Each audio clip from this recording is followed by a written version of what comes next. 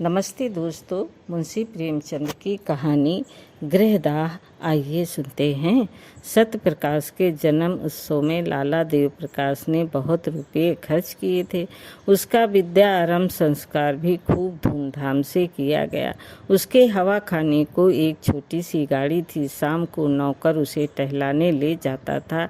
एक नौकर उसे पाठशाला पहुंचाने जाता। दिन भर वहीं बैठा रहता और उसे साथ लेकर घर आता। कितना सुशील होनहार बालक था।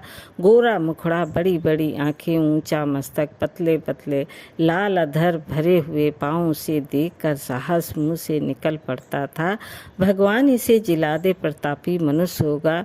उसकी बल बुद्धि की प्रखरता पर लोगों को आश्चर्य होता था। नित्य उसके मुख चंद्र पर हंसी खेलती रहती थी। किसी ने उसे हट करते या रोते नहीं देखा। वर्षा के दिन थे। देव प्रकाश पत्नी को लेकर गंगा स्नान करने गए। नदी खूब चढ़ी हुई थी, मानो अनाथ की आंखें हों।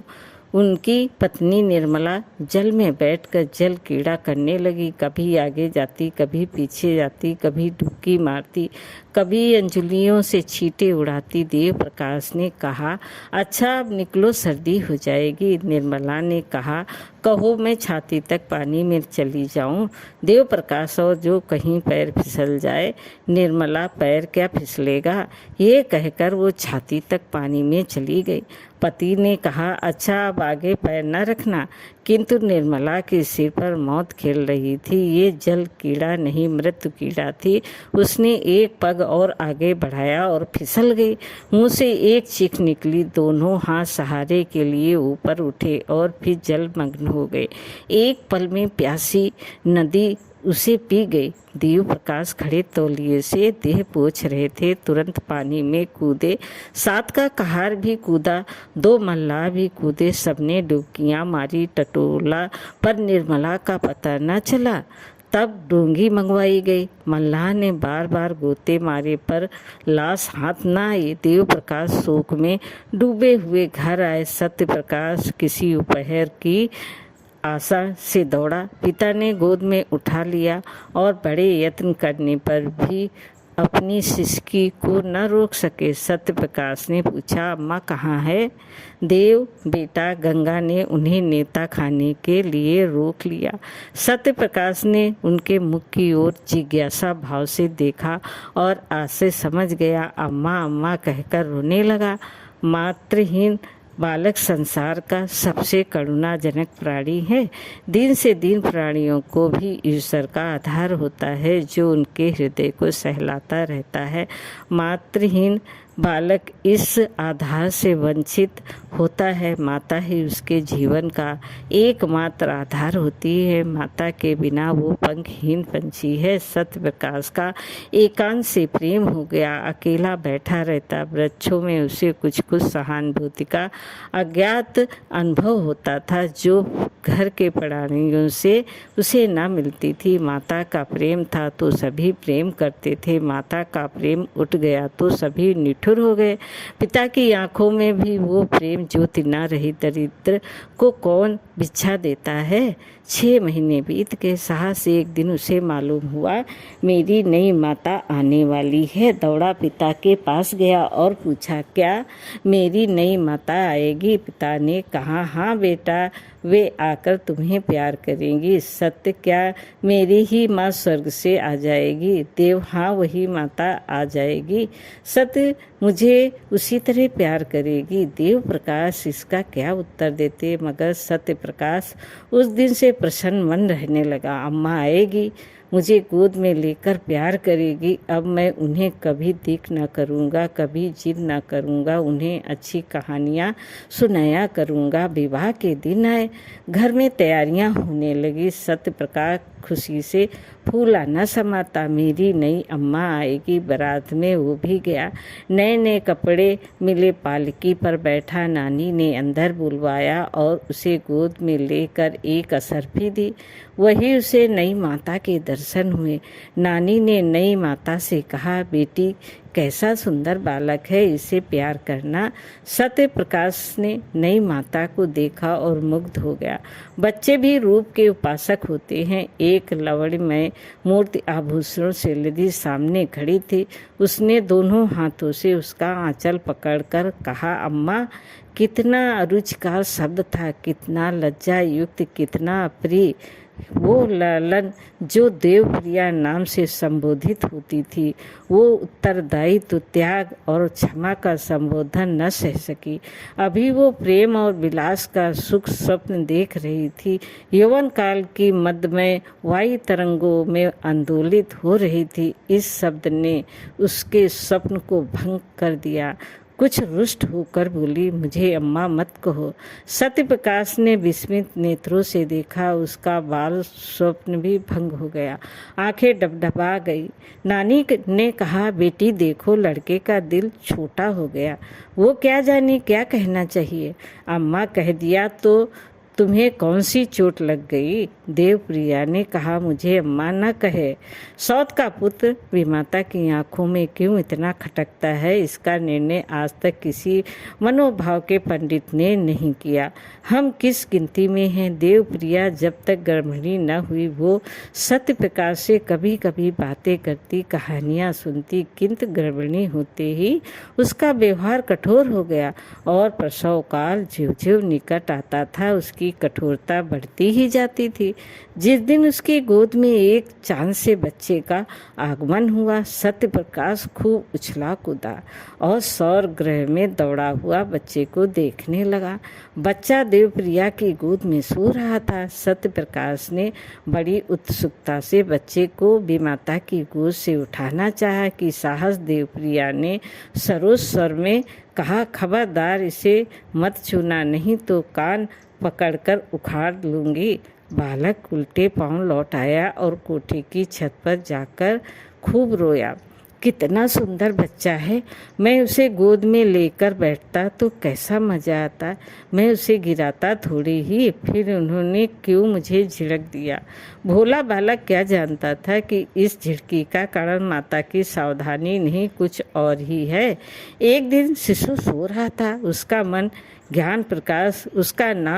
ज्ञान प्रकाश रखा गया था। देवप्रिया स्नानगार में थी।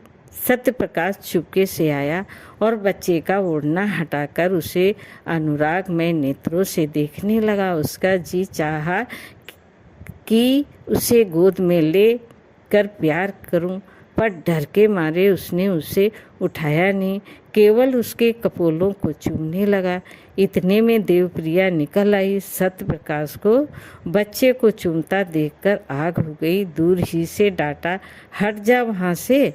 सत्य प्रकाश माता को दीन नेत्रों से देखता हुआ बाहर निकल आया। संध्या समय उसके पिता ने पूछा, तुम लल्ला को क्यों रुलाया करते हो। सत्य, मैं तो उसे कभी नहीं रुलाता। अम्मा खिलाने को नहीं देती। देव, झूठ बोलते हो। आज तुमने बच्चे को चुपटी काटी। सत्य, जी नहीं, मैं तो उसकी मुछिया ले रहा था। देव, झूठ बोलता है। सत्य में झूठ नहीं बोलता। देव प्रकाश को क्रोध आ गया। लड़के को 2-3 तमाचे लगाए। पहली ब्याह ये ताड़ना मिली और निरापराध। इसने उसके जीवन की काया पलट कर दी। उस दिन से सत्य प्रकाश के स्वभाव में एक विचित्र परिवर्तन दिखाई देने लगा। वो घर में बहुत कम आता। पिता आते तो उनसे मुँह छिपाता फिरता। कोई खाना खाने को बुलाने आता तो चोरों की भांति दुबका हुआ जाकर खा लेता, या ना कुछ मांगता ना कुछ बोलता। पहले अत्यंत कुशाग्र बुद्धि थी। उसकी सफाई, सलीके और फुर्ती पर लोग मुग्ध हो जाते थे। अब वो पढ़ने से भी जी चुराता, मैले कुचैले कपड़े पहने रहता। घर में कोई प्रेम करने वाला न था। बाजार के लड़कों के साथ गली गली घूमता, कनकौवे लूटता, गालियाँ बकना भी सीख गया, शरीर भी दुर्लभ हो गया, चेहरे की क्रांति गायब हो गई। देव प्रकाश को अब आए दिन उसकी शरारतों के उलाहने मिलने लगे और सत्य प्रकाश नित्य घुड़कियाँ और तमाचे खाने लगा। यहाँ तक कि अगर वो घर में किसी काम से चला जाता तो वो सब लोग दूर दूर करके दौड़ते। ज्ञान प्रकाश को पढ़ने के लिए मास्टर आता था। देव प्रकाश उसे रोज सैर कराने साथ ले जाते। हंसमुख लड़का था। देव प्रिया उसे सत्य प्रकाश के साथ से भी बचाती रहती थी। दोनों लड़कों में कितना अंतर था। एक साफ सुथरा सुंदर कपड़े पहने, सील और विनय का पुतला, सच बोलने वाला, देखने वालों के मुंह से अनायास ही दुआ निकल जाती थी। दूसरा मैला, नटखट, चोरों की तरह मुंह छिपाए हुए, मुंहफट, बात बात पर गालियां बकने वाला। एक हरा भरा पौधा था, प्रेम से प्रलवित, स्नेह से सिंचित। दूसरा सूखा हुआ, टेढ़ा, पल्लव विहीन नौ वृक्ष था, जिसकी जड़ों को एक मुद्दत से पानी नहीं नसीब हुआ। एक को देखकर पिता की छाती ठंडी होती थी, दूसरे को देखकर देह में आग लग जाती थी। आश्चर्य ये था कि सत्य प्रकाश को अपने छोटे भाई से लेस मात्र भी ईर्ष्या न थी। अगर उसके हृदय में कोई कोमल भाव शेष रह गया था तो वो अपने भाई के प्रति स्नेह था। उस मरुभूमि में यही एक हरियाली थी। ईर्ष्या समय भाव की घोतक है। सत्य प्रकाश अपने भाई को अपने से कहीं ऊंचा, कहीं भाग्यशाली समझता था। उसमें ईर्ष्या का भाव ही लोप हो गया था। घृणा से घृणा उत्पन्न होती है, प्रेम से प्रेम। ज्ञान से भी बड़े भाई को चाहता था। कभी कभी उसका पक्ष लेकर अपनी माँ से वाद विवाद करता। भैया की अचकन फट गई है, आप नई अचकन क्यों नहीं बनवा देती? माँ उत्तर देती, उसके लिए वही अचकन अच्छी है, अभी क्या, कभी तो वो नंगा फिरेगा। ज्ञान प्रकाश बहुत चाहता था कि अपने जेब खर्च से बचा हुआ कुछ अपने भाई को दे, पर सत्य प्रकाश कभी उसे स्वीकार न करता था। वास्तव में जितनी देर वो छोटे भाई के साथ रहता उतनी देर उसे एक शांतिमय आनंद का अनुभव होता। थोड़ी देर के लिए वो सद्द्रव के साम्राज्य में विचरने लगता। उसके मुख से कोई भद्दी और अप्रिय बात न निकलती। एक क्षण के लिए उसकी सोई हुई आत्मा जाग उठती। एक बार कई दिनों तक सत्य प्रकाश मदरसे न गया। पिता ने पूछा, तुम आजकल पढ़ने क्यों नहीं जाते? क्या सोच रखा है कि मैंने तुम्हारी जिंदगी भर का ठेका ले रखा है?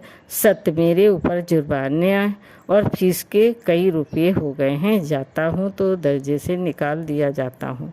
देव, फीस क्यों बाकी है? तुम तो महीने महीने ले लिया करते हो ना। सत्य, आए दिन चंदे लगा करते हैं, फीस के रुपये चंदे में दे दिए। देव, और जुर्माना क्यों हुआ? सत्य, फीस न देने के कारण। देव, तुमने चंदा क्यों दिया? सत्य, ज्ञानू ने चंदा दिया तो मैंने भी दिया। देव, तुम ज्ञानू से जलते हो? सत्य में ज्ञानू से क्यों जलने लगा? यहाँ हम और वो दो हैं, मगर हम और वो एक समझे जाते हैं। मैं ये नहीं कहना चाहता कि मेरे कुछ नहीं है। देव, क्यों ये कहते शर्म आती है? सत्य, जी हाँ, आपकी नादानी होगी। देव, अच्छा तो आप मेरी मन रक्षक करते हैं, ये क्यों नहीं कहते कि पढ़ना मुझे मंजूर नहीं है? मेरे पास इतना रुपया नहीं है तुम्हें एक एक क्लास में 3-3 साल पढ़ाऊं और ऊपर से तुम्हारे खर्चे के लिए भी प्रतिमाह कुछ दूं। ज्ञान बाबू तुमसे कितना छोटा है, लेकिन तुमसे एक ही दर्जे नीचे है। तुम इस साल जरूर ही फेल हो जाओगे और वो जरूर ही पास हो कर अगले साल तुम्हारे साथ हो जाएगा। तब तो तुम्हारे मुंह में कालिख लगेगी। सत्य, विद्या मेरे भाग्य ही में नहीं है। देव, तुम्हारे भाग्य में क्या है? सत्य, भीख मांगना। देव, तो फिर भीख मांगो, मेरे घर से निकल जाओ। देव प्रिया भी आगे बोली, शर्माता तो नहीं और बातों का जवाब देता है। सत्य, इसके भाग में भीख मांगना होता है, वही बचपन में अनाथ हो जाता है। देव प्रिया, ये जली कटी बातें अब मुझसे न सही जाएंगी। मैं खून का घूंट पी पी कर रह जाती हूँ। देव प्रकाश बेहया है, कल से इसका नाम कटवा दूंगा। भीख मांगनी है तो भीख ही मांगे। दूसरे दिन सत्य प्रकाश ने घर से निकलने की तैयारी कर दी। उसकी उम्र अब 16 साल की हो गई थी। इतनी बातें सुनने के बाद अब उसे उस घर में रहना असह्य हो गया। जब हाथ पांव न थे, किशोर अवस्था की असमर्थता थी, तब तक अवहेलना, निरादर, निठुरता, भर्त्सना सब कुछ सहकर घर में रहता था। अब हाथ पांव हो गए थे, उस बंधन में क्यों रहता। आत्माभिमान आशा की भांति बहुत चिरंजीव होता है। गर्मी के दिन थे, दोपहर का समय था, घर के सब प्राणी सो रहे थे। सत्य प्रकाश ने अपनी धोती बगल में दबाई, छोटा सा बैग हाथ में लिया और चाहता था कि चुपके से बैठक से निकल जाए कि ज्ञानू आ गया और उससे कहीं जाने को तैयार देखकर बोला, कहाँ जाते हो भैया। सत्य, जाता हूँ, कहीं नौकरी करूँगा। ज्ञानू, मैं जाकर अम्मा से कह देता हूँ। सत्य, तो फिर मैं तुमसे छिपा कर चला जाऊंगा। ज्ञानू, क्यों चले जाओगे? तुम्हें मेरी जरा भी मोहब्बत नहीं? सत्य प्रकाश ने भाई को गले लगाकर कहा, तुम्हें छोड़कर जाने को जी नहीं चाहता, लेकिन जहाँ कोई पूछने वाला नहीं वहाँ पड़े रहना बेहाई है। कहीं 10-5 की नौकरी कर लूँगा और पेट पालता रहूँगा, और किस लायक हूँ। ज्ञानू, तुमसे अम्मा क्यों इतना चिढ़ती है? मुझे तुमसे मिलने को मना किया करती है। सत्य, मेरे नसीब खोटे हैं और क्या।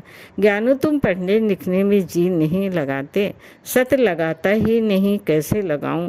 जब कोई परवाह नहीं करता तो मैं भी सोचता हूँ वो यही न होगा कि ठोकर खाऊंगा बला से।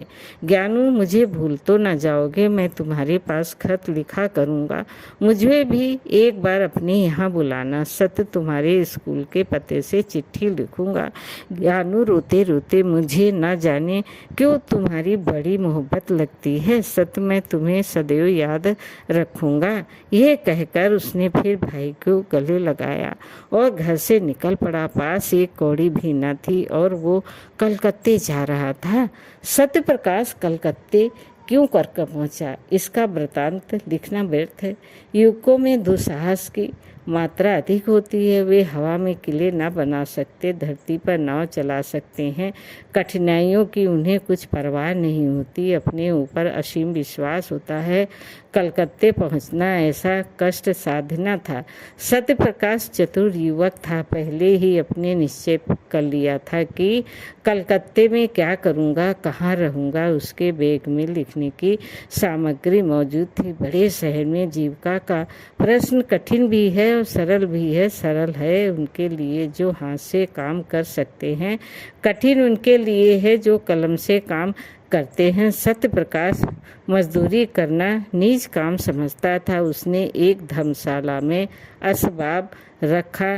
बाद में शहर के मुख्य स्थानों का निरीक्षण करके एक डाकघर के सामने लिखने का सामान लेकर बैठ गया और अपार मजदूरों को चिट्ठियाँ, मनी आर्डर आदि लिखने का व्यवसाय करने लगा। कई दिन तो उसने इतने पैसे भी न मिले कि भरपेट भोजन करता, लेकिन धीरे धीरे आमदनी बढ़ने लगी। वो मजदूरों से इतनी विनय के साथ बातें करता और उनके समाचार इतने विस्तार से लिखता कि बस वे पत्र को सुनकर बहुत प्रसन्न होते।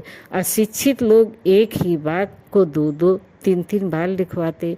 उनकी दशा ठीक रोगियों की सी होती है जो वैसे अपनी व्यथा और वेदना का वृत्तांत कहते नहीं थकते। सत्य प्रकाश सूत्र को व्याख्या का रूप देकर मजदूरों को मुग्ध कर देता था। एक संतुष्ट होकर जाता तो अपने कई अन्य भाइयों को खोज लाता। एक ही महीने में उसे 1 रुपये रोज मिलने लगा। उसने धर्मशाला से निकलकर एक शहर से बाहर 5 रुपये महीने पर एक छोटी सी कोठरी ले ली। 1 जून खाता, बर्तन अपने हाथों से धोता, जमीन पर सोता। उसे अपने निर्वासन पर जरा भी खेद और दुख न था। घर के लोगों की कभी याद न आती। वो अपनी दशा पर संतुष्ट था। केवल ज्ञान प्रकाश की प्रेम युक्त बातें न भूलती। अंधकार में यही एक प्रकाश था। विदाई का अंतिम दृश्य आँखों के सामने फिरा करता जीविका से निश्चित होकर उसने ज्ञान प्रकाश को एक पत्र लिखा। उत्तर आया तो उसके आनंद की सीमा न रही। ज्ञानू मुझे याद करके रोता है, मेरे पास आना चाहता है। स्वास्थ्य भी अच्छा नहीं है। प्यासे को पानी से जो तृप्ति होती है वही तृप्ति इस पत्र से सत्य प्रकाश को हुई। मैं अकेला नहीं हूँ, कोई मुझे भी चाहता है, मुझे भी याद करता है। उस दिन से सत्य प्रकाश को ये चिंता हुई कि ज्ञान के लिए कोई उपहार भेजूं। युवकों को मित्र बहुत जल्द मिल जाते हैं। सत्य प्रकाश को भी कई युवकों से मित्रता हो गई थी। उनके साथ कई बार सिनेमा देखने गया, कई बार बूटी, भांग, शराब, कबाब की भी ठहरी। आईना, तेल, कंघी का शौक भी पैदा हुआ। जो कुछ पाता उड़ा देता। बड़े वेग से नैतिक पतन और शारीरिक विनाश की ओर दौड़ा चला जाता था। इस प्रेम पत्र ने उसके पैर पकड़ लिए। उपहार के प्रयास ने उन दुर्व्यसनों को तिरोहित करना शुरू किया। सिनेमा का चस्का छूटा। मित्रों को हीले हवाले करके टालने लगा। भोजन भी रूखा सूखा करने लगा। धन संचय की चिंता ने सारी इच्छाओं को परास्त कर दिया। उसने निश्चय किया, अच्छी सी घड़ी भेजूं, उसका दाम कम से कम 40 रुपये होगा। अगर 3 महीने तक एक कौड़ी का भी अव्यय न करूं तो घड़ी मिल सकती है।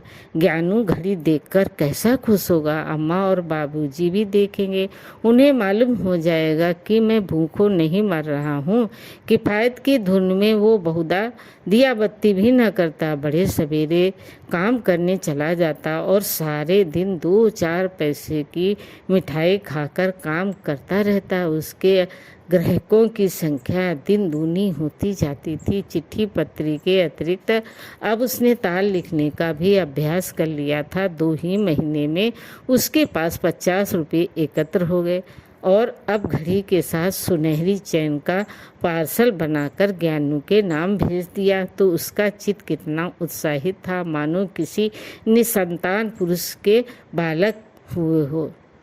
घर कितनी कोमल, पवित्र, मनोहर स्मृतियों को जागृत कर देता है। ये प्रेम का निवास स्थान है। प्रेम ने बहुत तपस्या करके ये वरदान पाया है। किशोर अवस्था में घर माता पिता, भाई बहन, सखी सहेली के प्रेम की याद दिलाता है। प्रौढ़ अवस्था में गृहिणी और बाल बच्चों के प्रेम की वही वो लहर है जो मानव जीवन मात्र को स्थिर रखता है, उसे समुद्र की बेगावती लहरों में बहने और चट्टानों से टकराने से बचाता है। यही वो मंडप है जो जीवन को समस्त विघ्न बाधाओं से सुरक्षित रखता है। सत्य प्रकाश का घर कहाँ था? वो कौन सी शक्ति थी जो कलकत्ते के विराट प्रलोभन से उसकी रक्षा करती थी? माता का प्रेम, पिता का स्नेह, बाल बच्चों की चिंता नहीं, उसका रक्षक उद्धारक, उसका परितोषक केवल ज्ञान प्रकाश का स्नेह था।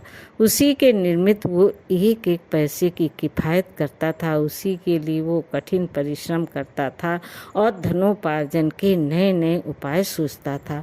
उसे ज्ञान प्रकाश के पत्रों से मालूम हुआ था कि इन दिनों देव प्रकाश की आर्थिक स्थिति अच्छी नहीं है। वे एक घर बनवा रहे हैं जिसमें व्यय अनुमान से अधिक हो जाने के कारण ऋण लेना पड़ता है। इसके लिए अब ज्ञान प्रकाश को पढ़ने के लिए घर पर मास्टर नहीं आता।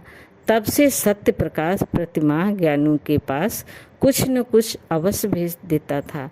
वो अब केवल पत्र लेखक न था, लिखने के सामान की एक छोटी दुकान भी उसने खोल ली थी। इससे अच्छी आमदनी हो जाती थी। इस तरह 5 वर्ष बीत गए। रसिक मित्रों ने जब देखा कि अब ये हत्थे नहीं चढ़ता तो उसके पास आना जाना छोड़ दिया। संध्या का समय था। देव प्रकाश अपने मकान में बैठे देवप्रिया से ज्ञान प्रकाश के विवाह के संबंध में बातें कर रहे थे। ज्ञानू अब 17 वर्ष का सुंदर युवक था। बाल विवाह के विरोधी होने पर भी देव प्रकाश अब इस शुभ मुहूर्त को न टाल सकते थे। विशेषता जब कोई महाशय 50,000 रुपये दैजा देने को प्रस्तुत है। देव प्रकाश मैं तो तैयार हूँ, लेकिन तुम्हारा लड़का भी तो तैयार हो। देवप्रिया, तुम बातचीत पक्की कर लो, वो तैयार हो ही जाएगा। सभी लड़के पहले नहीं करते हैं। देव ज्ञानों का इनकार केवल संकोच का इनकार नहीं है, वो सिद्धांत का इनकार है। वो साफ साफ कह रहा है कि जब तक भैया का विवाह न होगा मैं अपना विवाह करने पर राजी नहीं हूँ। देवप्रिया उसकी कौन चलावे, वहाँ कोई रखेली रख ली होगी, विवाह क्यों करेगा, वहाँ कोई देखने जाता है।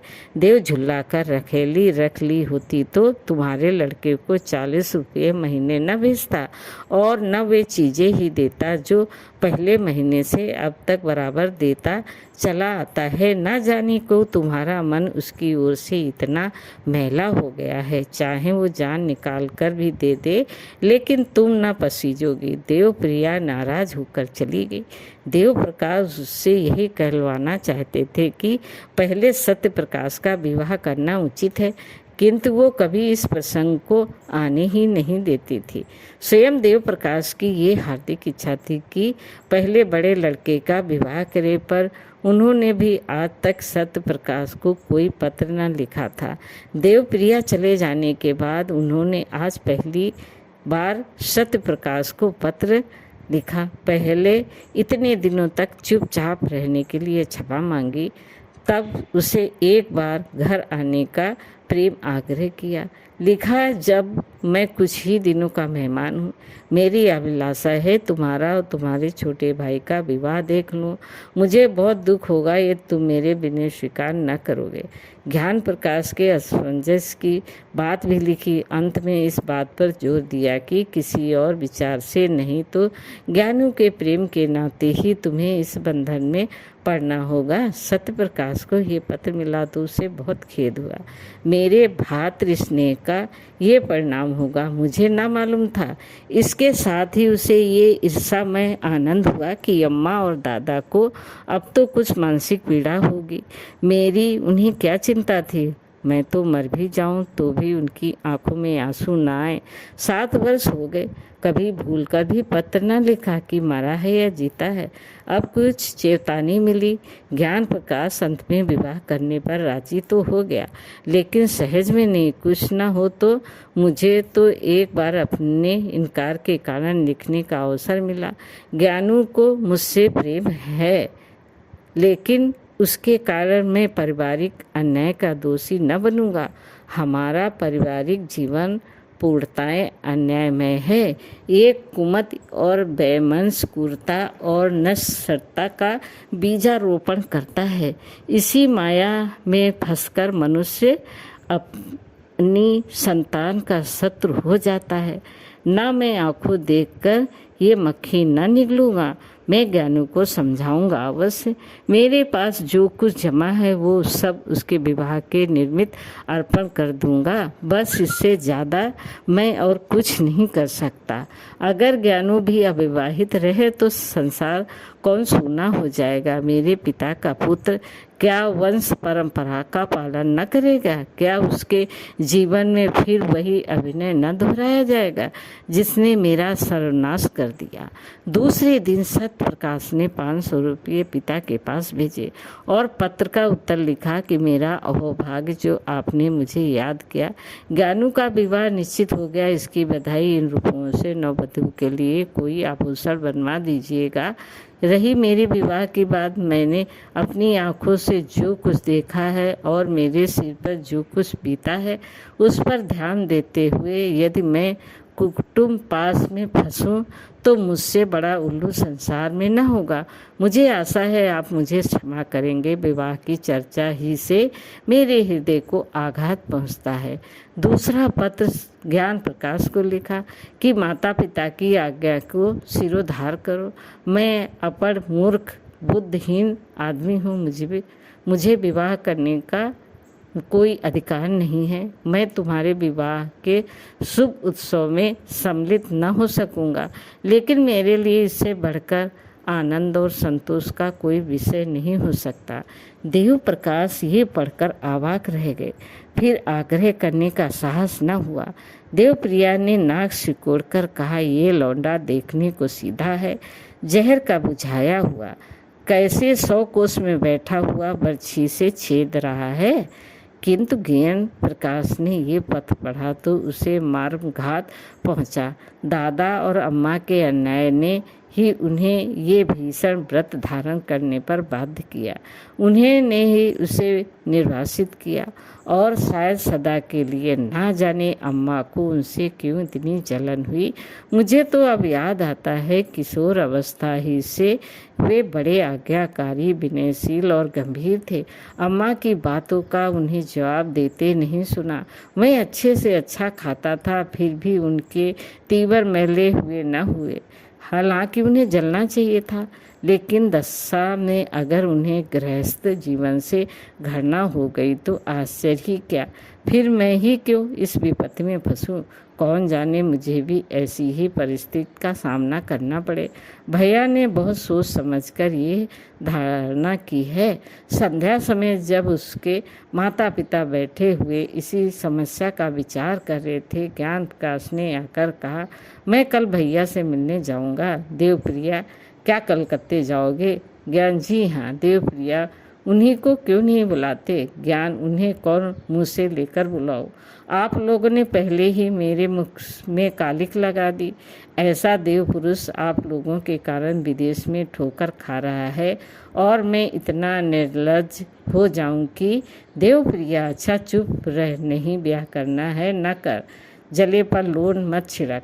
माता पिता का धर्म है इसलिए कहती हूँ, नहीं तो यहाँ ठेंगे की परवाह नहीं। तू चाहे ब्याह कर चाहे कुंवारा रह, पर मेरी आंखों से दूर हो जा। ज्ञान, क्या मेरी सूरत से भी घृणा हो गई? देवप्रिया, जब तुम हमारे कहने ही में नहीं हो तो जहाँ चाहे रह, हम भी समझ लेंगे कि भगवान ने लड़का ही नहीं दिया। देव, क्यों व्यर्थ में ऐसी कटु वचन बोलती हो? ज्ञान, अगर आप लोगों की यही इच्छा है तो यही होगा। देव प्रकाश ने देखा कि बात का बतंगड़ हुआ चाहता है। ज्ञान प्रकाश को इशारे से टाल दिया और पत्नी के क्रोध को शांत करने की चेष्टा करने लगे, मगर देवप्रिया फूट फूट कर रो रही थी और बार बार कहती थी, मैं इसकी सूरत नहीं देखूंगी। अंत में देव प्रकाश ने चिढ़कर कहा, तो तुम्ही ने तो कटु वचन कहकर उसे उत्तेजित कर दिया।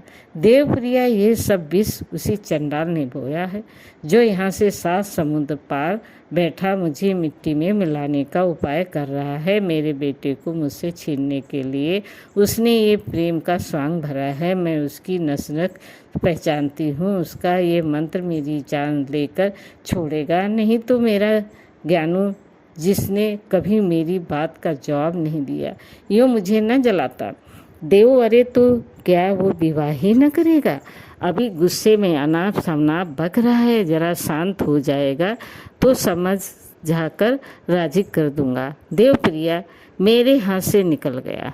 देवप्रिया की आशंका सत्य निकली। देव प्रकाश ने बेटे को बहुत समझाया, कहा तुम्हारी माता इस शोक से मर जाएगी, किंतु कुछ असर न हुआ। उसने एक बार नहीं करके हाँ न की। निदान पिता भी निराश होकर बैठ रहे। 3 साल तक प्रतिवर्ष विवाह के दिनों में ये प्रश्न उठता रहा, पर ज्ञान प्रकाश अपनी प्रतिज्ञा पर अटल रहा। माता का रोना धोना निष्फल हुआ। हाँ, उसने माता की एक बात मान ली, वो भाई से मिलने कलकत्ता ना गया। 3 साल में घर में बड़ा परिवर्तन हो गया। देवप्रिया की 3 कन्याओं का विवाह हो गया। अब घर में उसके सिवा कोई स्त्री न थी। सूना घर उसे फाड़े खाता था। जब वो नैराश्य और क्रोध से पागल हो जाती तो सत्य प्रकाश को खूब जी भरकर कोसती, मगर दोनों भाइयों में प्रेम पत्र विवाह बराबर होता रहता था। देव प्रकाश के स्वभाव में एक विचित्र उदासीनता प्रकट होने लगी। उन्होंने पेंशन ले ली थी और प्रायः धर्म ग्रंथों का अध्ययन किया करते थे। ज्ञान प्रकाश ने भी आचार्य की उपाधि प्राप्त कर ली थी और एक विद्यालय में अध्यापक हो गए थे। देवप्रिया अब संसार में अकेली थी।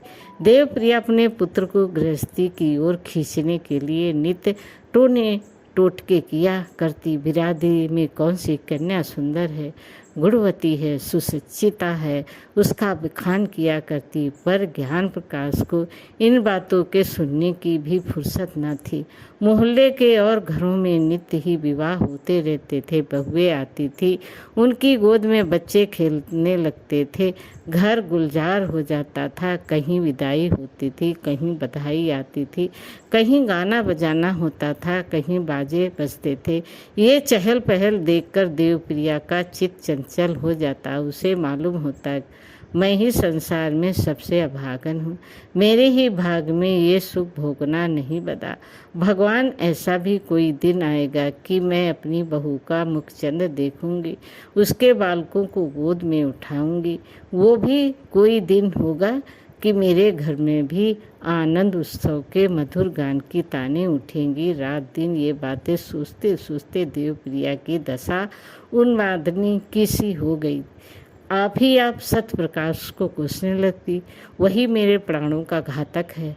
तल्लीनता उन्माद का प्रधान गुण है। तल्लीनता अत्यंत रचनाशील होती है।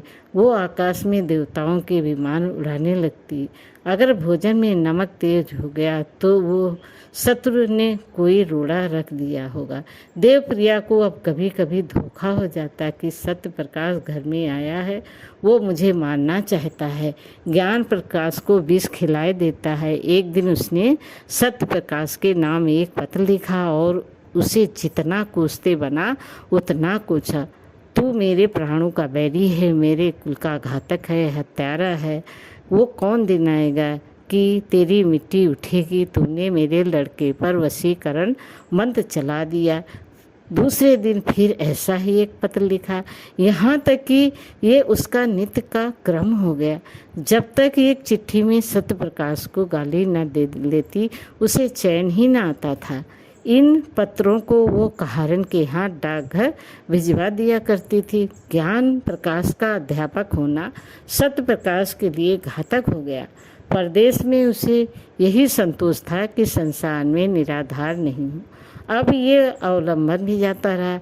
ज्ञान प्रकाश ने जोर देकर लिखा, अब आप मेरे हेतु कोई कष्ट न उठाएं। मुझे अपने गुजारा करने के लिए काफ़ी से ज़्यादा मिलने लगा है। यद्यप सत्य प्रकाश की दुकान खूब चलती थी, लेकिन कलकत्ते जैसे शहर में एक छोटे से दुकानदार का जीवन बहुत सुखी नहीं होता है। 660 रुपये 70 रुपये की मासिक आमदनी होती थी। क्या है, अब तक तो कुछ बचता था, वो वास्तव में बचत न थी बल्कि त्याग था।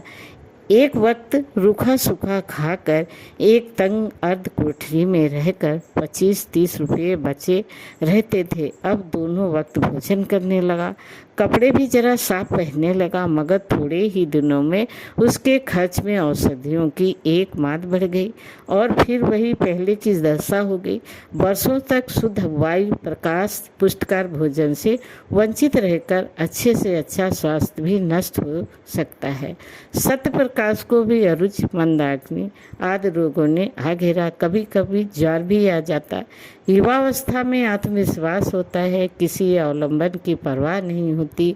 वयोवृद्ध दूसरे का मुँह ताकती है, आश्रय ढूंढती है। सत्य प्रकाश पहले सोता तो एक ही करवट में सवेरा हो जाता। कभी बाजार से पूड़ियाँ लेकर खा लेता, कभी मिठाइयों पर टाल देता, पर अब रात को अच्छी तरह नींद न आती। बाहरी भोजन से घृणा होती। रात को घर आता तो थककर चूर हो जाता था। उस वक्त चूल्हा जलाना, भोजन पकाना बहुत अखरता। कभी कभी वो अपने अकेलेपन रोता। रात को जब किसी तरह नींद न आती तो उसका मन किसी से बातें करने को लालायत होने लगता, पर वहाँ निसंधकार के सिवा और कौन था। दीवालों के कान चाहे वो मुंह नहीं होता। इधर ज्ञान प्रकाश के पत्र भी अब काम आते थे और वो भी रूखे। उनमें अब हृदय के सरल उद्धारों का लेस भी न होता। सत्य प्रकाश को अभी वैसे ही भावमय पत्र लिखता था, पर एक अध्यापक के लिए भावुकता कब शोभा देती। सहने सहने सत्य प्रकाश को भ्रम होने लगा कि ज्ञान प्रकाश भी मुझसे निठुरता करने लगा। नहीं तो क्या मेरे पास 2-4 दिन के लिए आना संभव था। मेरे लिए तो घर का द्वार बंद है, पर उसे कौन सी बाधा है। उस गरीब को क्या मालूम कि यहाँ ज्ञान प्रकाश ने माता से कलकत्ते न जाने की कसम खा ली है। इस भ्रम ने उसे और भी हताश कर दिया। शहर में मनुष्य बहुत होते हैं, पर मनुष्यता बिराले ही में होती है। सत्य प्रकाश उस बहुसंख्यक स्थान में अकेला था। उसके मन में अब एक नई आशंका अंकुरित थी। क्यों ना घर लौट चलूं, किसी संगनी के प्रेम में क्यों ना शरण लूं। वो सुख और शांति और कहाँ मिल सकती है। मेरे जीवन के निराधंसकार को और कौन ज्योति अवलोकित कर सकती है। वो इस आवेश को अपने संपूर्ण विचार शक्ति से रोकता। जिस बात किसी बालक को घर में रखी हुई मिठाइयों की याद बार बार खेल से घर खींच लाती है, उसी तरह उसका चित्त भी बार बार उन्हीं मधुर चिताओं में मग्न हो जाता था। वो सोचता, मुझे विधाता ने सब सुख से वंचित कर दिया है, नहीं तो मेरी दशा ऐसी ही हीन क्यों होती। मुझे ईश्वर ने बुद्धि न दी थी। क्या क्या मैं श्रम से जी चुराता था। अगर बालपन में ही मेरी उत्साह और अभिरुचि पर तुषार न पड़ गया होता, तो मेरी बुद्ध शक्तियों का गला न घोट दिया गया होता, तो मैं आज आदमी होता। पेट पालने के लिए इस विदेश में न पड़ा रहता। नहीं, मैं अपने ऊपर ये अत्याचार न करूँगा। महीनों तक सत्य प्रकाश के मन में बुद्धि में ये संग्राम हो रहा। एक दिन वो दुकान से आ रहा, चूल्हा जलाने जा रहा था कि डाकिये ने पुकारा। ज्ञान प्रकाश के सिवा उसके पास और किसी के पत्र न आते थे। आज ही उसका पत्र आ चुका था। ये दूसरा पत्र क्यों? किसी अनिष्ट की आशंका हुई। पत्र लेकर पढ़ने लगा। एक क्षण में पत्र उसके हाथ से छूटकर गिर पड़ा और वो सिर थाम कर बैठ गया कि जमीन पर न गिर पड़े। ये देवप्रिया की विष युक्त लेखनी से लिखा हुआ जहर का प्याला था, जिसने एक पल में संज्ञाहीन कर दिया। उसकी सारी मर्मतक व्यथा, क्रोध, नैराश्य, घृतता, ग्लानि केवल एक ठंडी सांस में समाप्त हो गई। वो जाकर चारपाई पे लेटा रहा। मानसिक व्यथा आग में पानी हो गई। हाँ, सारा जीवन नष्ट हो गया। मैं ज्ञान प्रकाश का शत्रु हूँ। मैं इतने दिनों से केवल उसके जीवन को मिट्टी में मिलाने के लिए ही प्रेम का स्वांग भर रहा हूँ। भगवान, इससे तुम ही साक्षी हो। दूसरे दिन फिर देवप्रिया का पत्र पहुँचा। सत्य प्रकाश ने उसे पढ़ लेकर फाड़ डाला। पढ़ने की हिम्मत न पड़ी। एक ही दिन पीछे तीसरा पत्र पहुंचा। उसका भी वही अंत हुआ। फिर वो एक नित्य का कर्म हो गया। पत्र आता और फाड़ दिया जाता, किंतु देवप्रिया का अभिमान बिना पढ़े ही पूरा हो जाता था। सत्य प्रकाश के मर्म स्थान पर एक चोट और पड़ जाती थी। 1 महीने की भीषण हार्दिक वेदना के बाद सत्य प्रकाश को जीवन से घृणा हो गई। उसने दुकान बंद कर दी, बाहर आना जाना छोड़ दिया, सारे दिन खाट पर पड़ा रहता। वे दिन याद आते जब माता पुचकार कर गोद में बिठा लेती और कहती, बेटा। पिता भी संध्या समय दफ्तर से आकर गोद में उठा लेते और कहते, भैया। माता की सजीव मूर्ति उसके सामने आ खड़ी होती। ठीक वैसे ही जब वो गंगा स्नान करने गई थी, उसकी प्यारी प्यारी प्यार भरी बातें कानों में आने लगती। फिर वो दृश्य सामने आ जाता। जब उसने नववधू माता को अम्मा कहकर पुकारा, तब उसके कठोर शब्द याद आते। उसके क्रोध से भरे हुए विकराल नेत्र आंखों के सामने आ जाते। उसे अब अपना सिसक का रोना याद आ जाता। फिर सौर ग्रह का दृश्य सामने आता। उसने कितने प्रेम से बच्चे को गोद में लेना चाहा था। तब माता के ब्रज के ये से शब्द कानों में गूंजने लगे, हाय, उसी ब्रज ने मेरा सर्वनाश कर दिया। फिर ऐसी कितनी ही घटनाएं याद आती। अब बिना किसी अपराध के माँ डांट बताती। पिता का निर्दयी निठुर व्यवहार याद आने लगा। उनका बात बात पर त्योरियां बदलना, माता के मिथ्यक अपराधों पर विश्वास करना। हाय, मेरा सारा जीवन नष्ट हो गया। तब वो कर्मठ बदल देता है और फिर वही दृश्य आंखों में फिरने लगता है। फिर कर्मठ बदलता और चिल्लाकर कहता है, इस जीवन का अंत क्यों नहीं हो जाता। इस भांति पड़े पड़े उसे कई दिन बीत गए। संध्या हो गई थी। साहस उसे द्वार पर किसी के पुकारने की आवाज़ सुनाई पड़ी। उसने कान लगाकर सुना और चौंक पड़ा। किसी परिचित मनुष्य की आवाज़ थी। दौड़ा द्वार पर आया तो देखा ज्ञान प्रकाश खड़ा है। कितना रूपवान पुरुष था। वो उसके गले से लिपट गया। ज्ञान प्रकाश ने उसके पैरों को स्पर्श किया। दोनों भाई घर में आए। अंधकार छाया हुआ था। घर की ये दशा देखकर ज्ञान प्रकाश, जो अब तक अपने कंठ के आवेग को रोके हुए था, रो पड़ा। सत्य प्रकाश ने लालटेन जलाई। घर क्या था? भूत का डेरा था। सत्य प्रकाश ने जल्दी से एक कुर्ता गले में डाल दिया। ज्ञान प्रकाश भाई का जर्जर शरीर, पीला मुख, बुझी हुई आंखें देखता था और रोता था। सत्य प्रकाश ने कहा, मैं आजकल बीमार हूँ। ज्ञान प्रकाश, वो तो देख ही रहा हूँ। सत्य, तुमने आने की सूचना भी न दी। मकान का पता कैसे चला?